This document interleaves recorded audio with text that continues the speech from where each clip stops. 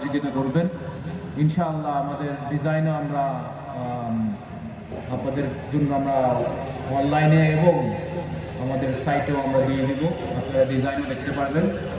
এবং ইনশাআল্লাহ আশা করি আমাদের এই উদ্দেশ্য আল্লাহ রাব্বুল আলামিন কবুল করবেন, সকলে বলি আমিন।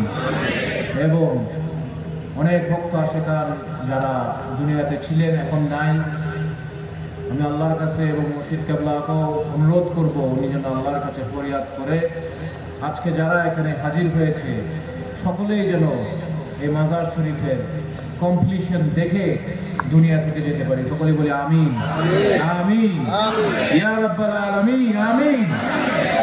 আলহামদুলিল্লাহ, আপনারা মুর্শিদ কেবলার হুকুম এবং ওনার আহকাম উনি যেভাবে চলতে পারে সেইভাবে চলার চেষ্টা করবেন।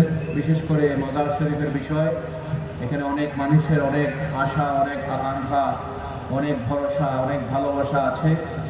তো চেষ্টা করবেন সৎভাবে স্বচ্ছভাবে এই মাজার শরীফের বিষয়ে আপনারা কাজ করার। বিশেষ করে আজকে এখানে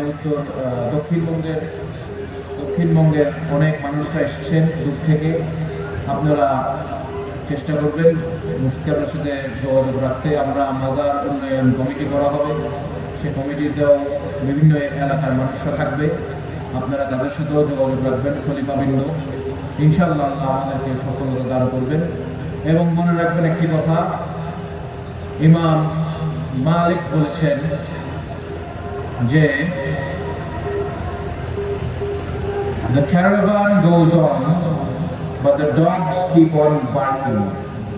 এর অর্থ হলো কাফেলা চলে যাবে, কাফেলা কারোর জন্য থামবে না, কিন্তু কুকুর ঘেউ ঘেউ করে। কুকুর কি করে? ঘেউ ঘেউ করে। কুকুরের জন্য কাফেলা কখনো কি থামবে না। কুকুরের জন্য কাফেলা থামে? আপনারা যে মাইজবান্ডার আসেন, গাড়ি দিয়ে আসেন, কুকুর যখন ঘেউ ঘেউ করে গাড়ি থামান।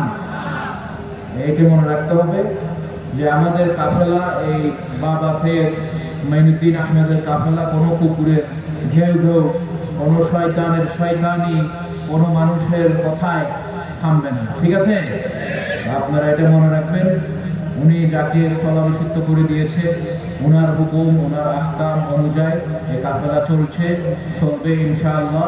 আপনারা সেই দিকে নজর রাখার চেষ্টা করবেন। সকলে ভালো থাকবেন, সুস্থ থাকবেন ইনশাআল্লাহ।